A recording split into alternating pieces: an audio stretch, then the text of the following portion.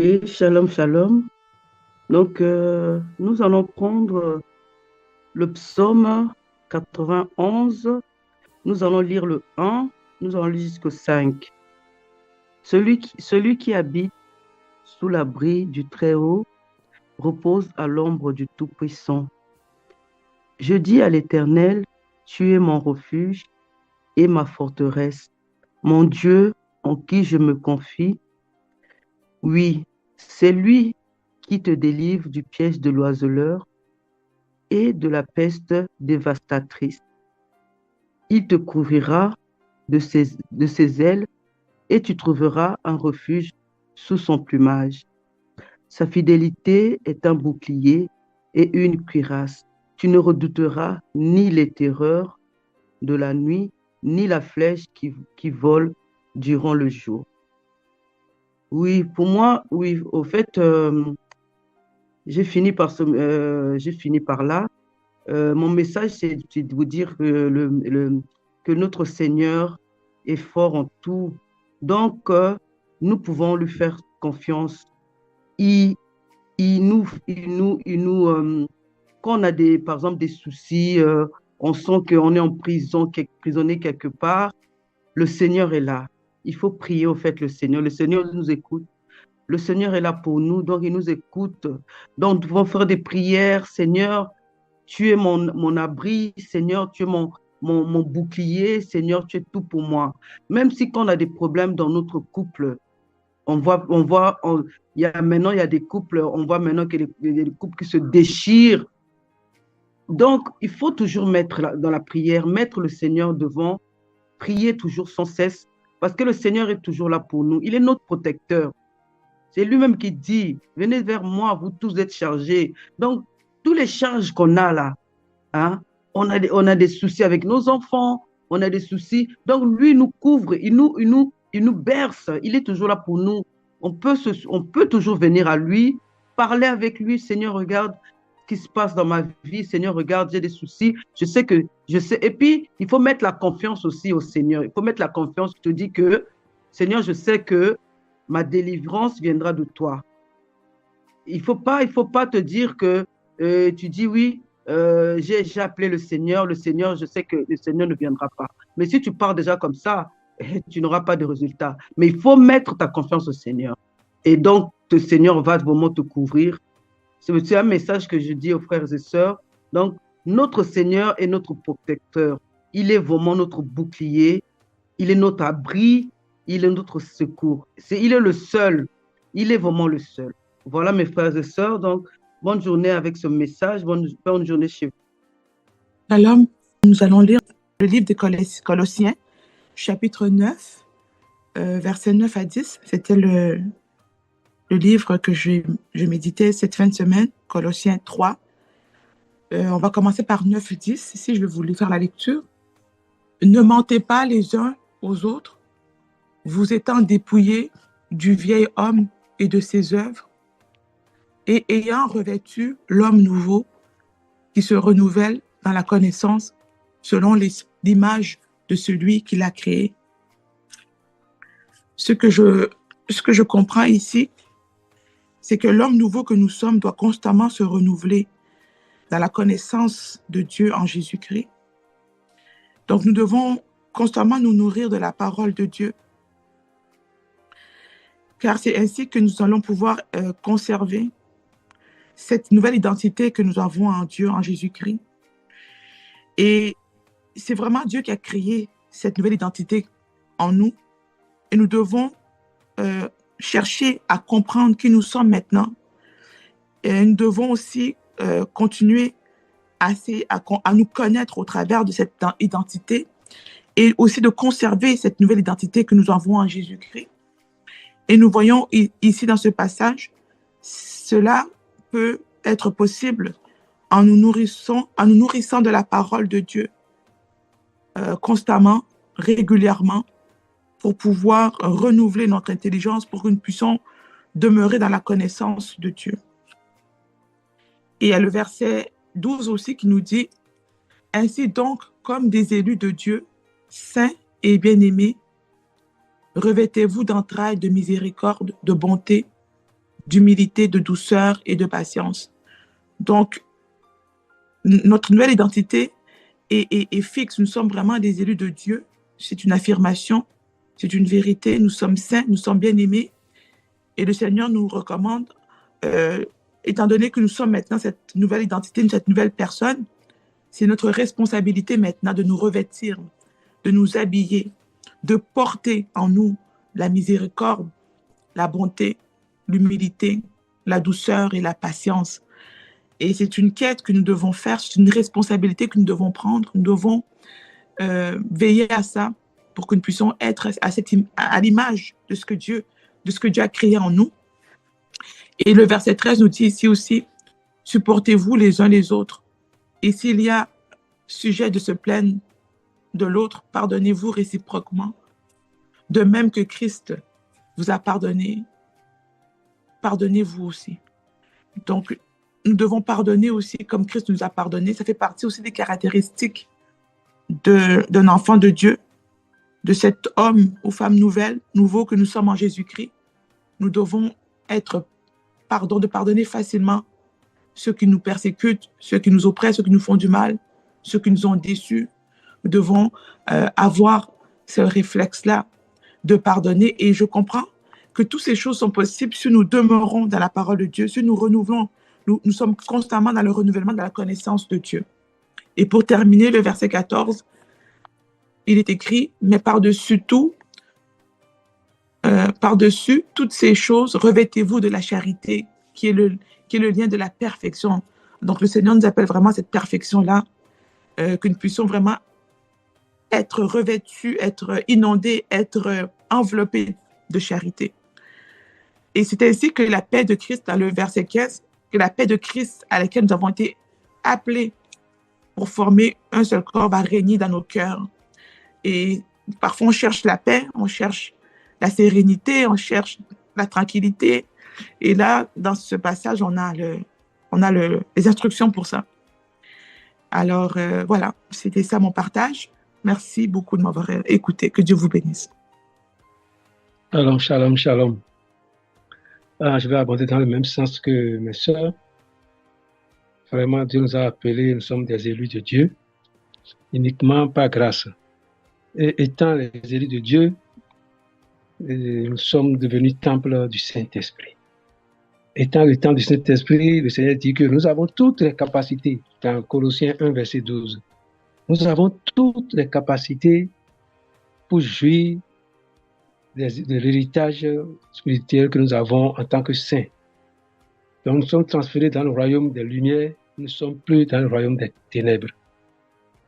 Donc nous devons focaliser notre conscience, nous devons renouveler vraiment notre esprit, que nous sommes des enfants de la lumière, nous sommes dans le royaume de la lumière. Et dans ce royaume-là, la première clé, c'est le pardon.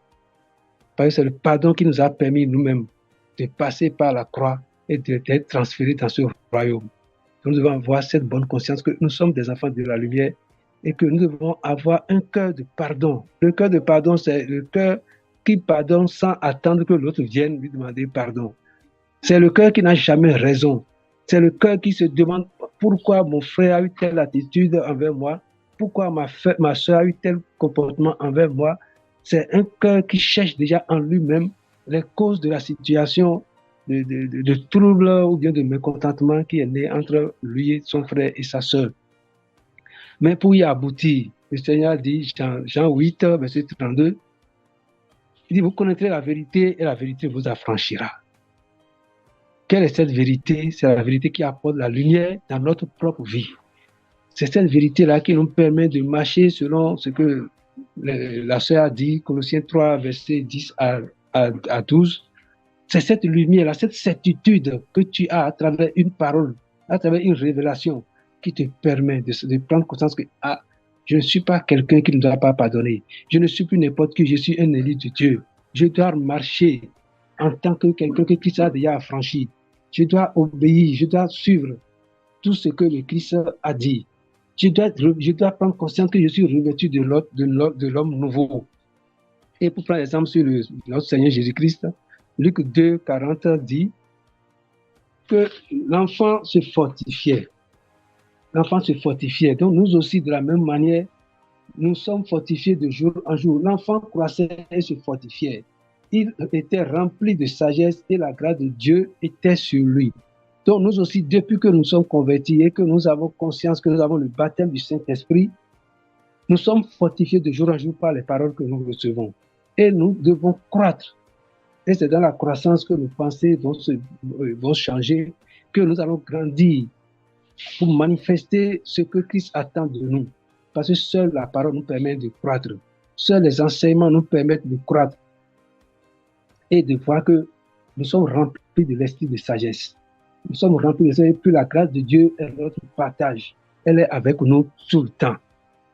Le verset 52 de Luc 2 nous dit « Et Jésus croissait en sagesse, en statut et en grâce devant Dieu et devant les hommes. » Donc devant Dieu, c'est Dieu qui apprécie, c'est la communauté qui apprécie. La communauté constitue les hommes. Donc la relation entre nous et Dieu détermine notre fluidité, notre facilité à écouter la voix du Saint-Esprit, notre fluidité à nous adonner aux choses de Dieu. Mais devant les hommes, c'est l'appréciation que les frères et sœurs ont de nous, comme nos deux sœurs l'ont dit. Quelle est notre attitude quand nous sommes troublés? Quelle est notre attitude quand nous pensons que nous ne sommes pas là et que nos enfants sont à la maison? Est-ce que nous avons cette ferme assurance que c'est Dieu qui nous couvre, que nous sommes sous l'abri du Très-Haut? Est-ce que nous avons cette certitude que, étant l'homme nouveau, nous avons la capacité de pardonner, que la colère ne doit pas être notre vie, le non-pardon ne doit pas être notre vie, mais il faut la parole. Il faut recevoir la lumière pour être affranchi de ça, pour être affranchi de la colère, pour être affranchi des réactions de tic au tac, de œil pour œil, dent pour dent.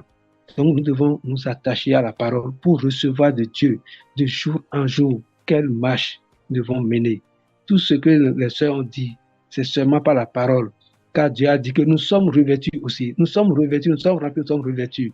Et chaque jour, à travers la parole, nous prenons conscience et que ce remplissage se renouvelle. Ce revêtement se renouvelle. Donc tout ce dont nous avons besoin, nous ne les avons pas le remplissage du Saint-Esprit et pas le revêtement. Donc nous avons la protection interne, nous avons la protection externe. L'esprit qui est interne nous fortifie. Et c'est lui qui nous rappelle que vous êtes enfant de Dieu. Vous ne devez pas vous comporter de telle manière. Tu es fils de Dieu, tu es élu de la justice. Tu dois faire justice aux gens, tu dois pardonner. Tu dois sortir de la colère. Tu dois aimer, peu importe ce que les gens font. Tu dois bénir celui qui t'insulte. Tu dois faire ci. Et pour révéler vraiment Christ aux gens. Le revêtement extérieur nous permet de prendre toutes les armes que Dieu nous a données, d'utiliser tout ce que Jésus nous a laissé, les vertus du sang de Jésus, le nom de Jésus, la parole révélée. C'est le revêtement extérieur qui nous permet d'utiliser tout ça et nous protège contre toutes les œuvres de l'ennemi. Donc, le Seigneur nous donne vraiment de prendre conscience de qui nous sommes. Et pour aller plus loin, je vais lire simplement je vais lire Genèse 1. Genèse 1, verset 2, je vais lire verset 2 à 4. La terre était informe et vide, il y avait des ténèbres à la surface de l'abîme, et l'Esprit de Dieu se mouvait au-dessus des eaux. Donc, de la même manière, en chacun de nous, il y a encore des situations informes. Il y a encore des connaissances informes dans notre vie qui nous empêchent de vivre pleinement la vie en Christ. Donc, Dieu dit que la lumière soit et la lumière fut. Donc, nous aussi, la parole en nous, la parole que Dieu nous envoie, doit être une parole lumière qui doit nous affranchir. Donc, si nous acceptons cette parole, le fait que ça a produit, on dit, Dieu dit que la lumière soit et la lumière fut. Donc, si nous acceptons cette parole que Dieu nous a révélée, par rapport à une telle attitude, la sœur vient de parler de la colère. La sœur vient de parler de non-pardon.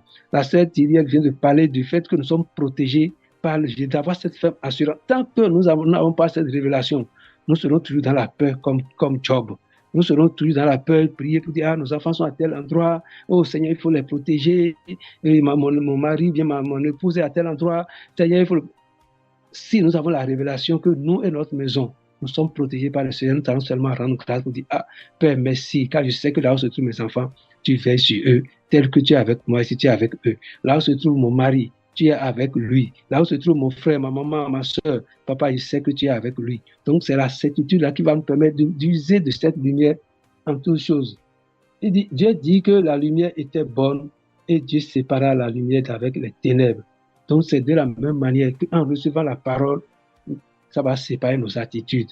Pour dire, telle attitude n'est pas de Christ, il faut abandonner. Tel comportement n'est pas de Christ, il faut l'abandonner. Telle parole n'est pas de Christ, il faut l'abandonner. Ainsi de suite. Que le Seigneur nous aide afin que vraiment nous prenions conscience que nous sommes la lumière du monde et que cette lumière doit d'abord briller en nous avant de briller à l'extérieur. Tant qu'elle ne brille pas en nous, les gens, il sera difficile à nos voisins, à nos collègues, à nos frères et sœurs de voir que vraiment nous sommes des enfants de Dieu. Donc que Dieu nous donne le courage et la force et la patience de mettre en pratique sa parole et de vivre pleinement tout ce que Dieu a déclaré que nous sommes et nous a donné cette capacité. Que toute la gloire revienne au Seigneur. Amen, amen, amen. Amen, amen. Je vais aussi partager. Donc, je vais partager par rapport à une question. Donc, la question, c'est qu'est-ce que Dieu attend de nous en général? Alors, souvent, quand nous passons au baptême, voilà, donc les jeunes, souvent, ils posent des questions, savoir, bon, d'accord, je suis baptisé. Maintenant, quelle est l'étape à suivre? Qu'est-ce que Dieu attend de moi? Comment faire maintenant? Puisque je suis passé aux autres baptêmes. Donc, aujourd'hui, nous allons voir qu'est-ce que Dieu attend de nous de façon générale. Alors, pour cela, nous allons prendre simplement des images. Donc, on va déjà prendre Deutéronome 10, verset 12, où il est dit « Maintenant, Israël, que demande de toi l'Éternel, ton Dieu, si ce n'est que tu craignes l'Éternel, ton Dieu, afin de marcher dans toutes ses voies, d'aimer et de servir l'Éternel, ton Dieu, de tout ton cœur et de toute ton âme. » Prenons Jean 14, 15, on va prendre le Nouveau Testament. Alors, si vous m'aimez, gardez mes commandements. Donc ici, nous voyons que Dieu attend simplement que nous puissions l'aimer. Donc, c'est pas des rituels, c'est pas ou des voilà. Non, c'est juste une fois que nous acceptons Jésus-Christ comme Seigneur Sauveur. À ce moment-là, Dieu nous demande simplement de l'aimer lui. Donc, de faire de lui notre guide. Voilà. Donc, on l'aime de toute notre force, nos pensées. Voilà. Donc, nous mettons notre Seigneur en premier plan. Donc, il nous demande de l'aimer. Donc, c'est pour ça que j'ai pris l'image de Deutéronome 10, 12. Alors, il nous demande aussi, je crois que c'est Jésus-Christ qui l'a bien résumé, dans Matthieu 22, verset 37 à 39, où il est dit « Tu aimeras le Seigneur ton Dieu de tout ton cœur, de toute ton âme et de toute ta pensée. » C'est le premier et le plus grand commandement. Et voici le second, tu aimeras le second qui lui est semblable, tu aimeras ton prochain comme toi-même. Voyez-vous, donc les attentes de Dieu, c'est simplement que nous puissions l'aimer lui, voyez-vous, de tout notre cœur, de toute notre âme, de toutes nos pensées, et aussi que nous puissions aimer notre prochain comme nous-mêmes, voyez-vous. Donc c'est quelque chose qui est simple, donc il n'y a pas de contrainte, il n'y a pas quelque chose où on nous demande, où c'est difficile à réaliser, non, c'est simplement que nous puissions aimer Dieu et aussi que nous puissions aimer nos prochains comme nous-mêmes. Prenons 1 Jean 4, verset 20, où il est dit, si quelqu'un dit « j'aime Dieu » et qu'il haïsse son frère, c'est un menteur. Car celui qui n'aime pas son frère qu'il voit, comment peut-il aimer Dieu qu'il ne voit pas? Voyez-vous? Donc Dieu nous fait comprendre simplement que lui, il attend de nous l'amour, c'est tout. Que nous puissions aimer notre prochain comme nous-mêmes et aussi que nous puissions aimer Dieu, voilà, de toute notre force. Aimer notre prochain, c'est de ne pas l'insulter, c'est de ne pas le trahir, c'est de ne pas parler mal de lui, voilà, parler mal de lui derrière son dos, hein, tout ce qui est calomnie et autres. Voyez-vous, donc, aimer son prochain comme lui-même, c'est simplement ce que je ne veux pas qu'on puisse me faire, donc je ne fais pas ça à l'autre. Donc c'est simplement ça. Donc j'aime mon prochain, je l'aime vraiment. Voyez-vous, donc Dieu attend de moi que je puisse manifester l'amour. Voyez-vous, et Dieu attend de moi que je puisse aussi obéir à ce que Dieu me donne comme instruction. Qu'est-ce qu'il me donne comme instruction? C'est de l'amour, d'aimer mon prochain comme moi-même et aussi d'aimer Dieu. Voyez-vous. Mais Dieu aussi attend que je puisse aussi pratiquer sa parole, donc la justice de Dieu. Il dit, nous devons pratiquer la justice et aussi la miséricorde. Donc, je dois m'imprégner de la parole de Dieu. Hein, donc, ça a été dit par rapport à la parole de Dieu, la Bible. Donc, tout, c'est dans la Bible. Donc, la Bible, effectivement, regorge la pensée même de Dieu, ce qu'il aime, ce qu'il n'aime pas, et ce qu'il attend de nous. Donc, c'est dans la Bible. C'est pour ça qu'il est absolument important que nous puissions, bien sûr, nous plonger dans la parole de Dieu, dans les Écritures, pour mieux comprendre la pensée de Dieu. Voilà. Donc, de toute façon, ça a été dit dans tout ce que nous avons reçu comme exhortation. Prenons Michée 6, verset 8. On t'a fait connaître, ô homme, ce qui est bien et ce que l'Éternel demande de toi. C'est que tu pratiques la justice, que tu aimes la miséricorde et que tu marches humblement avec ton Dieu. Voyez-vous? Donc, il y a la miséricorde du Seigneur. Donc, nous devons aimer nos prochains, vraiment les aimer, de ne pas les juger, de les aimer sans hypocrisie. Et Dieu dit de pratiquer sa justice. Donc, nous devons pratiquer sa parole. Or, pour pratiquer la parole de Dieu, il est absolument important de la connaître. C'est pour ça qu'on nous a encore, ça nous a été rappelé de lire la Bible, de la comprendre. À ce moment-là, nous aurons maintenant ce qu'on appelle la capacité de mettre cela en pratique dans notre vie quotidienne. Et la Bible dit simplement, aime ton prochain comme toi-même, et après les détails. Vous voyez, il y a des détails, ça peut être quoi? Ça peut être simplement honore ton père et ta mère, par exemple. Voyez-vous? Donc, à ce moment-là, je dois honorer mon père. Donc, ça, c'est l'exemple, il y en a plein. Je vais honorer mon père et je suis obligé d'honorer ma mère parce que je sais que derrière, il y a une bénédiction. C'est la pratique maintenant de la parole de Dieu. Or, Dieu attend de moi aussi que je puisse marcher selon la pratique de sa parole. Voyez-vous, tout tourne autour de la parole de Dieu. Et nous, sur terre, il y a la parole de Dieu, donc la Bible qui est là, et il y a aussi le Saint-Esprit qui est là aussi, pour nous rappeler simplement la Bible, la parole de Dieu. Voyez-vous. Donc, continuons. C'est que tu pratiques la justice, que tu aimes la miséricorde, et que tu marches humblement avec ton Dieu. Donc, je dois aimer mon Dieu, marcher avec lui, et aussi, je dois manifester l'amour. Prenons par exemple Proverbe 21, verset 3. Pratiquer la justice et l'équité. Voilà ce que l'Éternel préfère au sacrifice. Donc il dit pratiquer la justice, donc pratiquer simplement la parole de Dieu, hein, donc marcher conformément à la parole de Dieu, et donc nous en parle de la Bible, et aussi il dit et l'équité. Pratiquer la justice et l'équité. Voilà ce que l'Éternel préfère au sacrifice. Et Dieu nous appelle aussi à marcher par la foi, dans l'humilité, par la foi. Prenons par exemple Jacques 4, verset 10. Il est dit, humiliez-vous devant le Seigneur et il vous élèvera. Voyez-vous, donc nous devons marcher dans l'humilité.